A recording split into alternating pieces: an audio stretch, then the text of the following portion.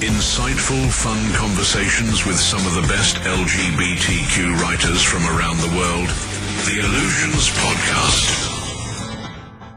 Welcome back into the House of Mystery. I'm Al Warren and David. 2 scoops. Martino. Two scoops. 2 scoops are better than 1. 2 scoops of raisins. Raisins. Yeah, I was thinking that. Big. There's 2 scoops of raisins in every box. That's right. Right? That's what they tell me. Yeah. I don't know if it's true. I just know. I never counted. Neither did I. And sometimes I feel like I'm getting ripped off. And I think I should probably go down and get that box and pour it all out and take all the raisins and see if I actually get 2 scoops. You should. Yeah. You could do that on TikTok. Yeah, but you know what they'll do? They'll say, well, their scoop is a different size from my scoop. Oh, that's true. You're right. Right? It's kind of how it goes. Miniature scoops. Yeah. Oh, well, that goes without saying. Right? So that's terrible. Anyway, so let's see. How is the week continuing? Okay, we've got a writer. He's been on the show before, but it was a few years back, and he was on a series that was on one of the streaming services.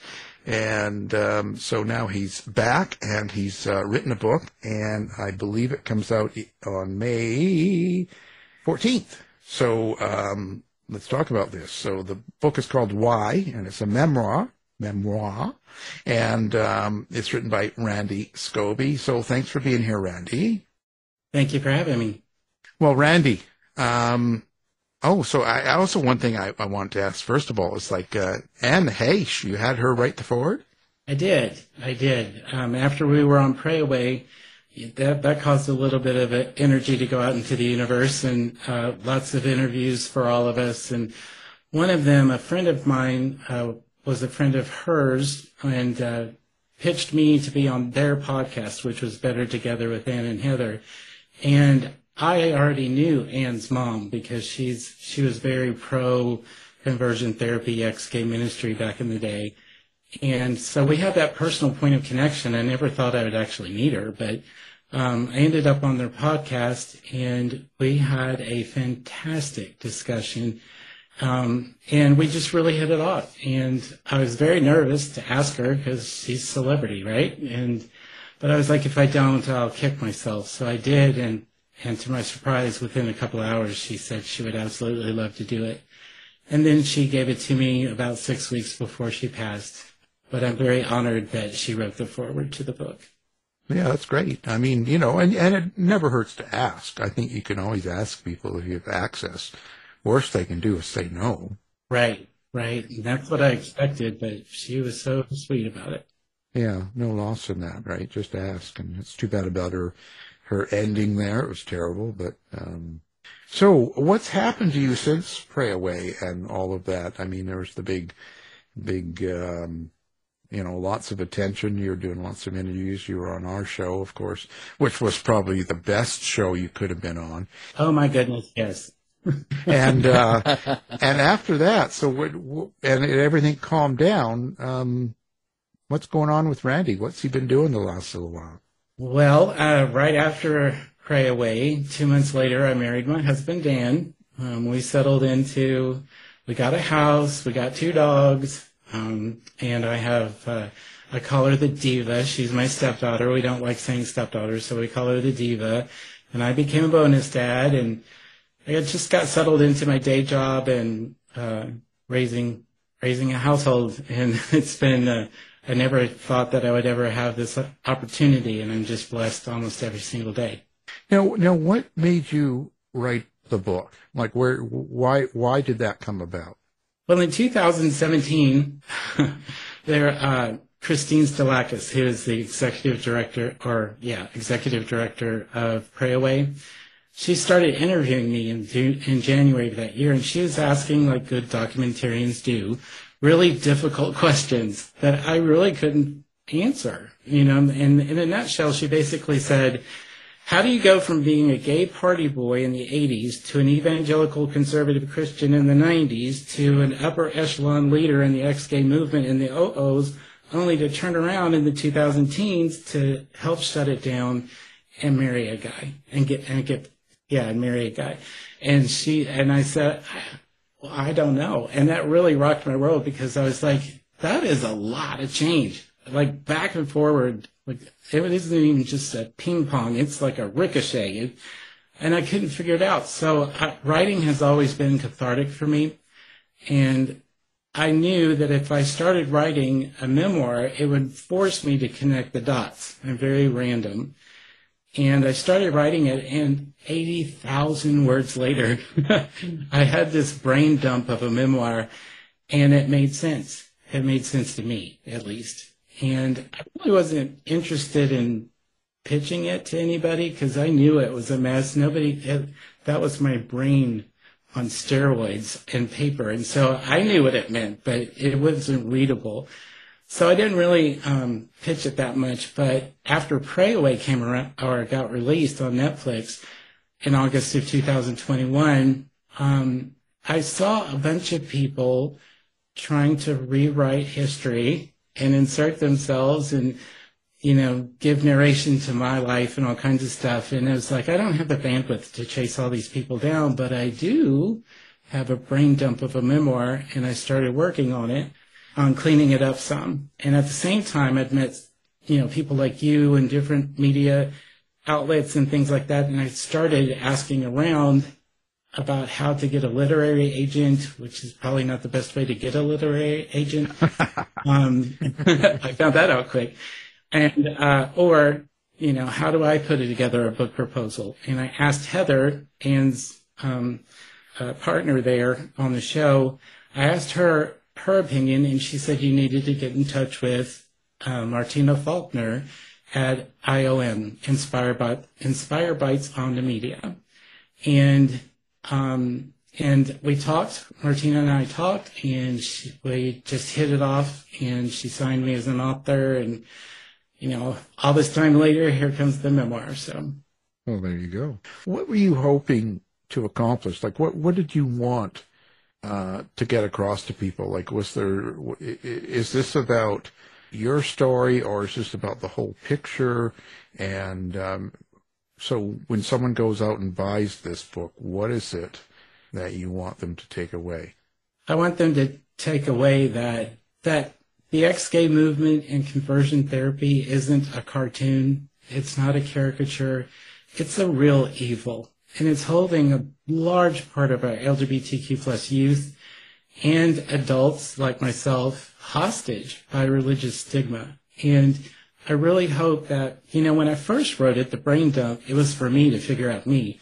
But when Martina and I started editing the book, it became very clear that it had to have a purpose other than just telling stories. And it became very clear that the one pivot point in my life when I was 19, where my mom threw me out for being gay, I had nowhere to turn. I was abusing all kinds of drugs, and I ended up in a very bad situation. If I had had resources back then, my life could have been very different. But instead, I went down a very dark party path, hit bottom, ended up in conservative evangelicalism, and then the ex-gay movement. And so I think my story in some places is pretty funny. And I like telling the stories because a lot of people think that people who are involved in ex-gay ministries have all been raised in the church closet. I wasn't. And so I kind of wanted to bring some depth to the understanding of how the ex-gay movement works, how people get lured into it, but also to change hearts and minds to let young people be who they are and not try to force them to be what you want them to be, but let them grow into who they really are. And so that's kind of the main message of why I want the book out there. So what is one of the biggest things do you think that people get wrong about this whole situation, like with the ministry and trying to pray away the gay and conversion therapy and stuff? What is it that people don't understand? That it's still going on every single Sunday, whether it's in a therapy session or not. Because the villains, I think activists and advocates have done a fantastic job of being watchdog groups against the group that I was a part of, Exodus International. And then you see these examples of of different conversion therapy manifestations like ex-gay ministries, weekend retreats, professional counseling. But underneath it all, what I think people don't get is that it's not just these particular efforts, it's this theology that has been taught in evangelical conservative churches every single Sunday. And so conversion therapy isn't just a particular practice. I think it turns into cults like what I was a part of. But the underlying villain of it all isn't the group, isn't the person saying awful things on TV. They are the face of it for sure. But until we really address the underlying religious stigma, it's not going to go anywhere. And, Exodus International that I worked for, it had 251 member agencies around the world. And I would say today, even though that doesn't exist anymore, that the ex-gay movement has gotten even bigger because they have moved into the church instead of trying to form their own organizations, and the church is covering them. And so they're harder to find. And what I think the biggest thing is when advocates and activists think that they can go after one particular entity or one particular person without ever addressing the underlying issues that fuels everything that's happening. It doesn't matter how it manifests. It's this stigmatized look at LGBTQ plus people that is empowering all of it. And so I would like for people, even activists, advocates, moms, dads, cousins, brothers, sisters, that we all understand the religious stigma that's underneath it, address it with truth and love, and that's what's going to change hearts and minds, and that's the only way conversion therapy will be ushered out of our history. Well, I'm curious, what's conversion therapy like? What goes on behind the scenes? Well, there's in different ways, like conversion therapy. The ex-gay groups would like you to think that they don't do that, but you could be in a licensed counselor's office, and they'll disguise it as sexual orientation change efforts, or call it your heterosexual potential, or so you get all this lingo, this jargon, narrating a very stigmatized look at sexuality. And the only people who end up in those counseling sessions are usually Christians who have been taught that stigmatized theology. There's also groups, peer-based support groups, where you go in and you listen to a teaching, and you might have small groups where you confess your sins for the week or talk about your struggles and those types of things. And then there's weekend retreats, which even when I was in part of the movement, I thought they were ridiculous. But these weekend retreats where you go and you do these cognitive behavioral exercises and role modeling of trauma in the past is just disgusting. So you have a lot of different ways that people approach it, but underneath it all is that same religious stigma. So why do they do it? Like, what is the end game in a sense? Because if you're a gay man, you're a gay man. Mm-hmm. So when they do these conversion therapies in whatever format they use, what are they hoping to get out of that? That you'll just be straight? Well, some do. Others would say they just want to be obedient to God. And I think with most of them, I was unfortunately convinced that the only way to please God was to live a celibate life or pursue my heterosexual potential. And so you pursue it because you feel like that's your only option. And that's why I think it's a cult, because it's this deep-seated belief that is reinforced in every avenue around you, in every relationship around you, is saying, okay, you've got quote-unquote same-sex attractions. Here's a program for that. There's a group for that. There's a weekend retreat for that. And we're here to love you and support you in your efforts to be free in Christ or to please God.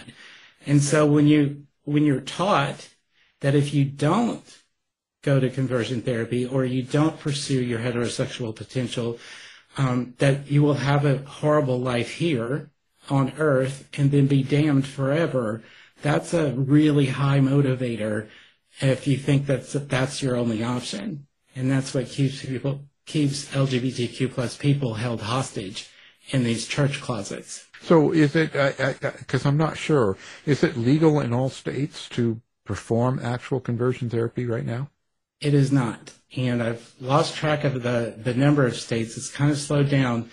But there are at least over 24 states that have made it illegal for licensed counselors in the state to provide conversion therapy for young people. There are also municipalities or counties, local governments who have made it illegal. And if you go to the Trevor Project's website, I think it's trevorproject.com or trevor.com, they have a running list. They keep it updated on where it's illegal at. But it's all geared toward protecting minors, which is great. Right. So, but you're saying it still goes on anyway.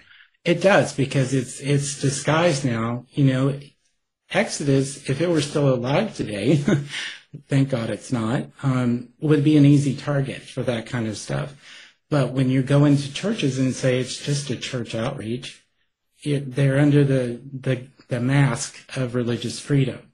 And so they've just regrouped and gone into a different closet, same type of closet, but a different way of doing it, so that they can hide under the guise of religious freedom.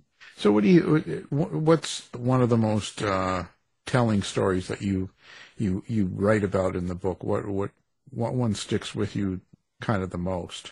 Well, on this topic, there's two, and I'll try to keep them quick. When I was 19, my parents found out that I was gay, and my mother confronted me on it. And when I admitted it to her, because I always said that if she asked me, I would tell her. If my stepfather asked me, I'd lie to him.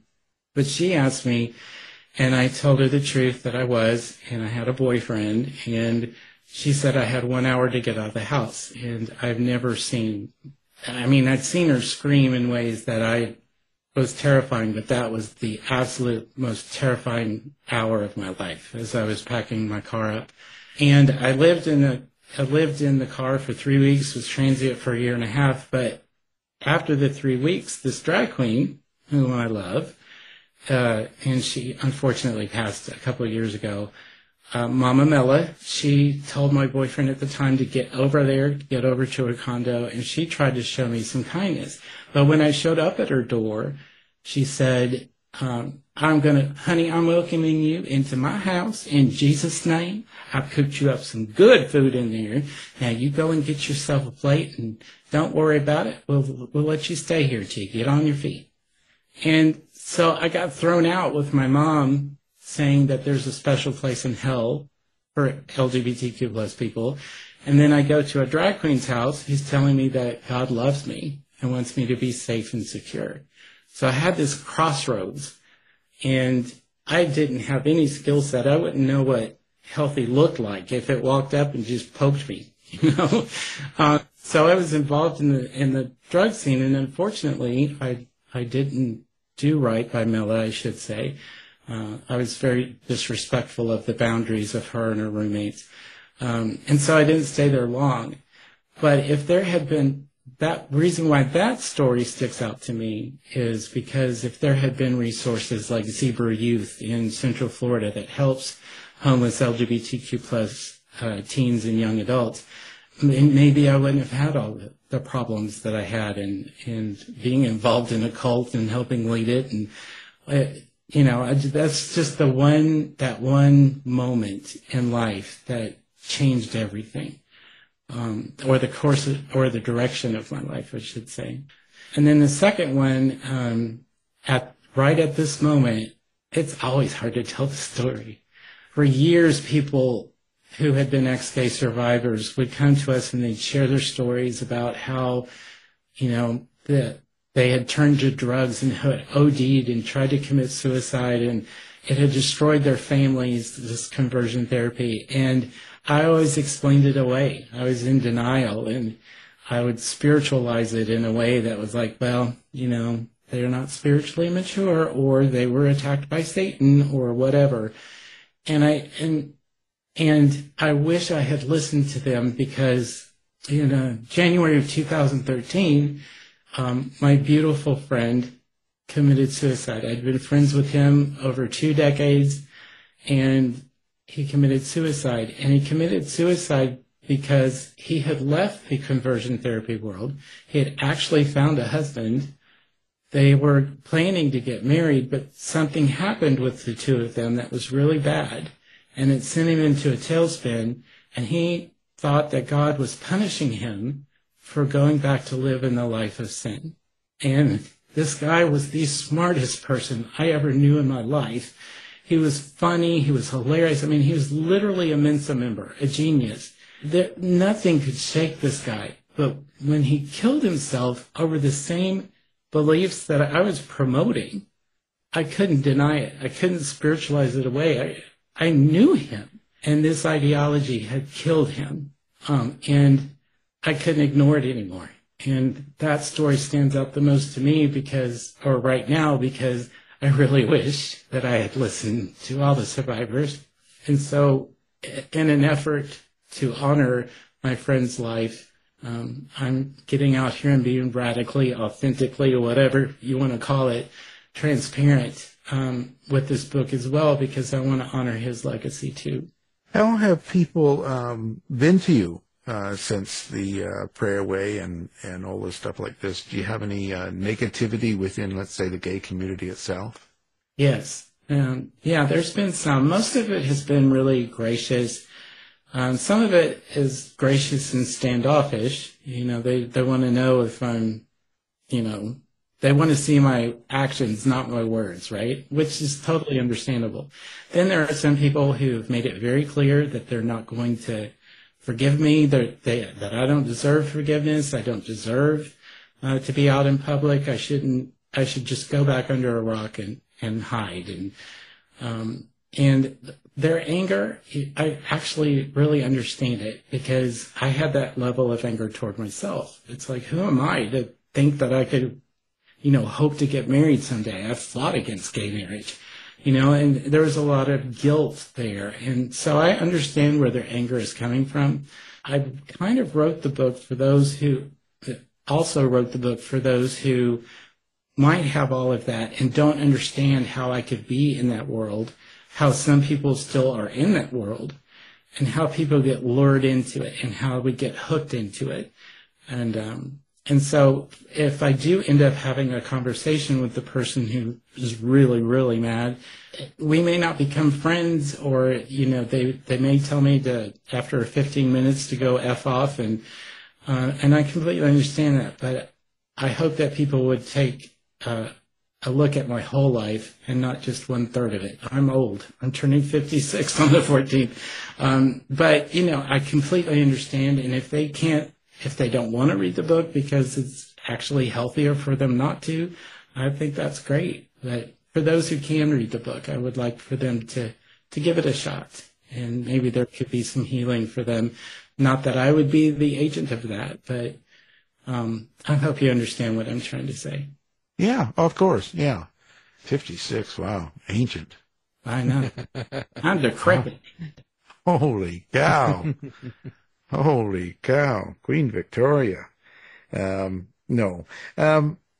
So what do you think when you look back? So you go through the process, you write this all out, and now that it's being published, everybody can read it. How do you think people are going to respond to this? Well, I sent out advanced reader copies to people who were going to endorse it. Thank you for yours. I sent it all out to various different people I just wanted their feedback from.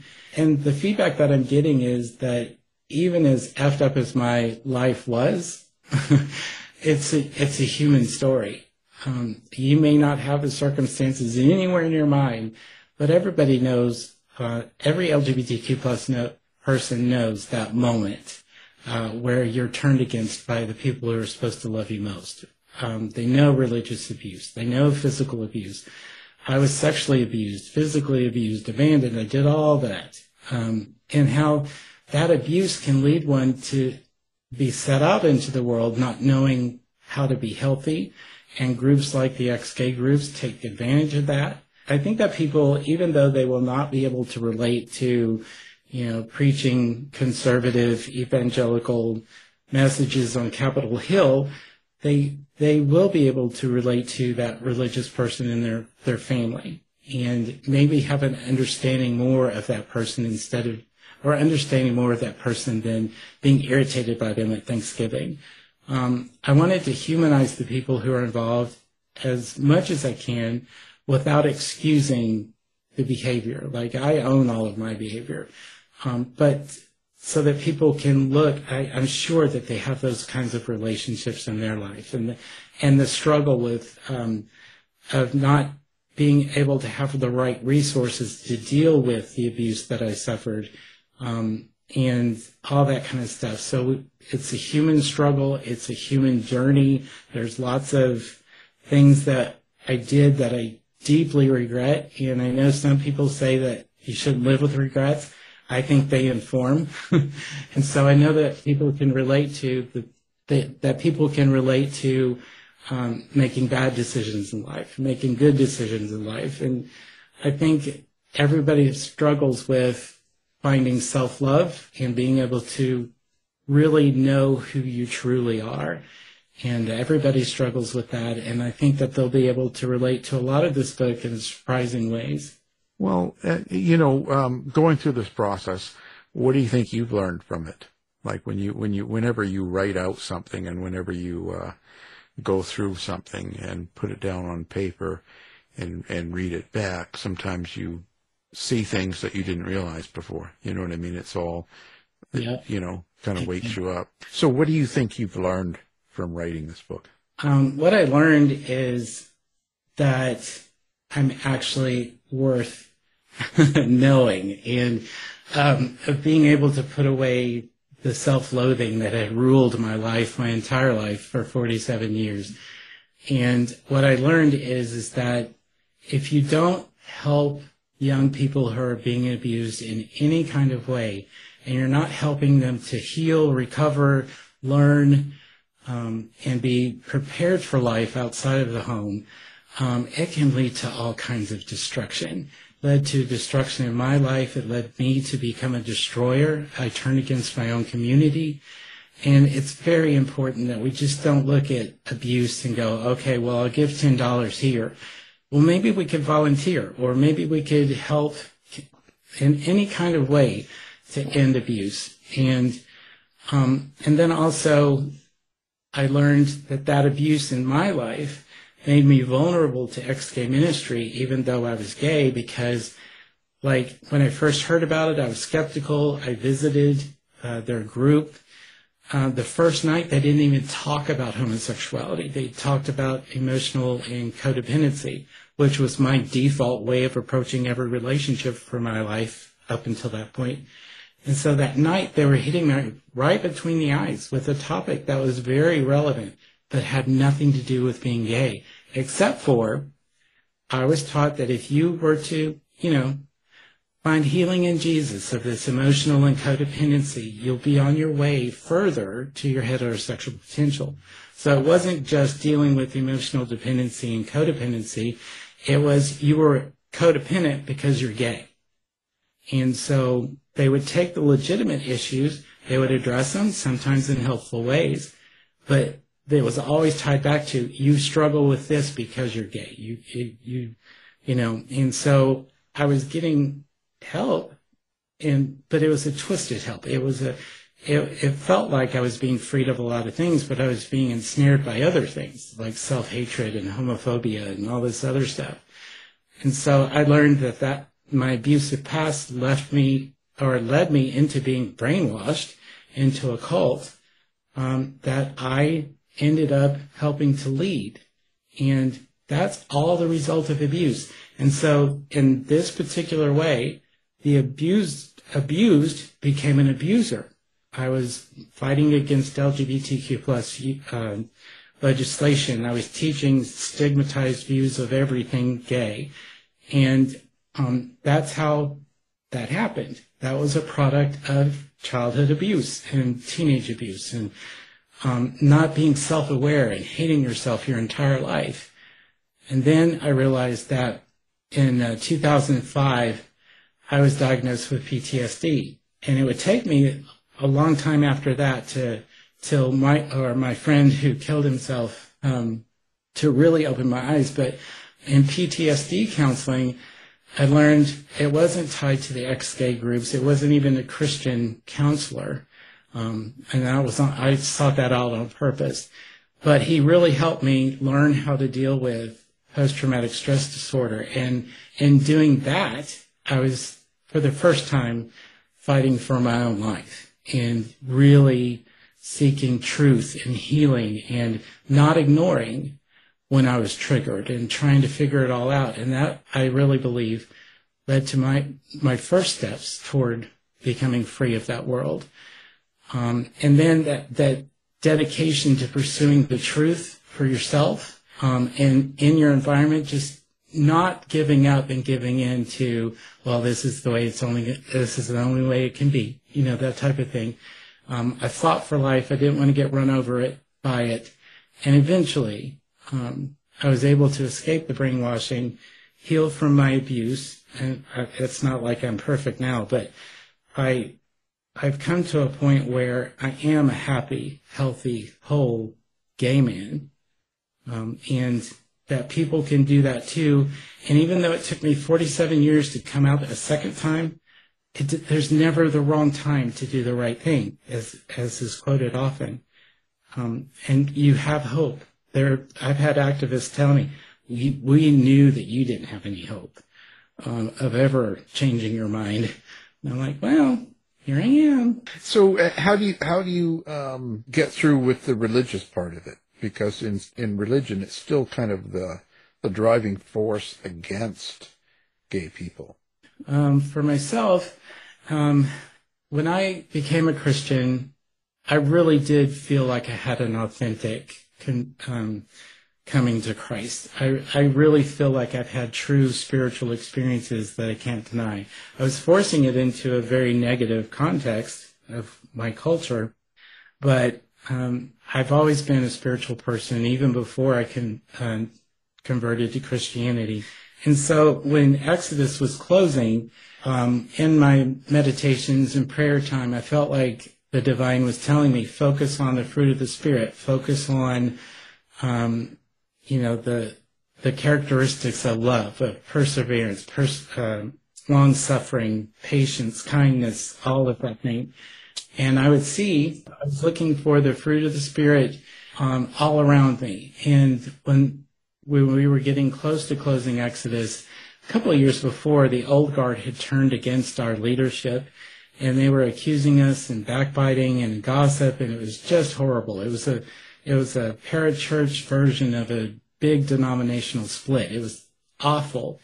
And so as I was looking at, or I was meditating and trying to find these characteristics of love and all that, I was not seeing it in the church. I wasn't seeing it in the people around me.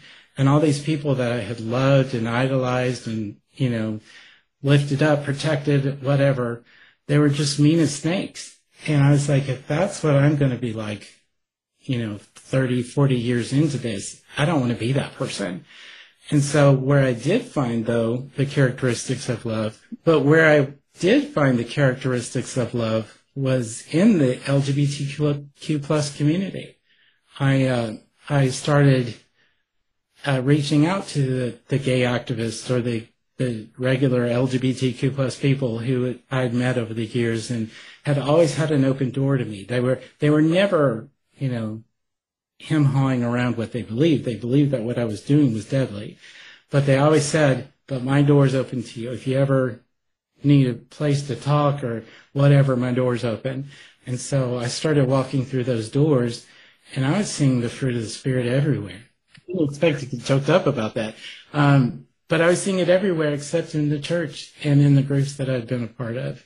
And so today that's led to, I'm more of a universalist. I still believe I'm kind of a Christian in that I do believe in Jesus as the way, if you will, but I don't think he's the only way. And so that's kind of where I'm at. I believe in the divine, but however you get there, good for you. Or if you don't get there, that's good for you too. There you have it. Yeah. Listen, so are you active now on social media? Do you have a website? Do you have a place for all of this stuff? How do you like to interact with people? I love interacting with people through my Substack, which is www.randyscobey.com, Scobey. And on social media, my handles on Facebook, Instagram, and Threads is @RRScobey. And my email is randy@randyscobey.com. So in any kind of way, if they want to ask questions or give feedback or need clarity on something I said or whatever, I would love to interact with them either through my Substack, email, social media, whatever. Great. We'll make sure that goes up on the website. And, of course, appreciate you being here. The book, Why? A Memoir. And it's Randy Scobey. Thank you for being here. Thank you, sir. Thanks for having me. Thanks, Randy. Thank you. This has been a production of the House of Mystery Radio Show. To find out more about our show, guests, or hosts, go to our website at houseofmysteryradio.com.